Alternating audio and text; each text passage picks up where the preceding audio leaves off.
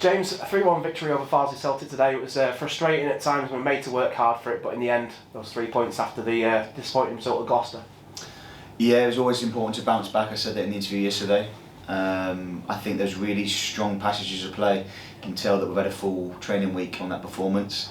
I was really pleased with our reactions, attack to defence. I think we isolated their 9 and really got a lot of second balls and pinned them in for long periods. I think the frustration came in the first half because there were so many stoppages. Incredible amount of stoppages. I think everyone's going home with a yellow card.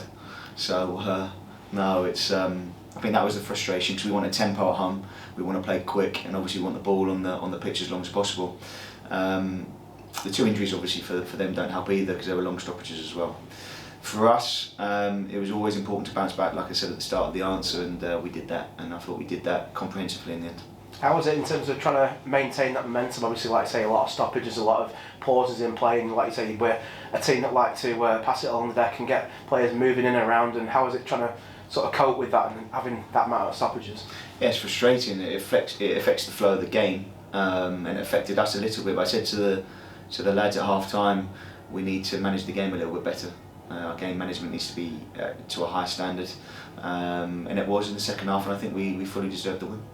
And in terms of the penalty obviously that Farsley got towards the end of the half, what was your view on that, and obviously in terms of the way it was conceded as well?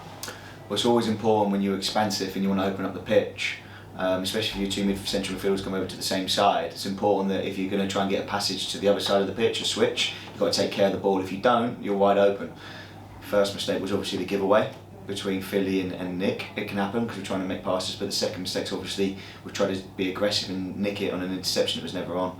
So a mistake leading to a mistake normally leads to a goal, and unfortunately it did on this occasion. But if we're nitpicking the performance, I think in general when it turned over, I think we were really good on the second barrier. I called it the second barrier, but we got the possession back really quickly, and I was really impressed with them.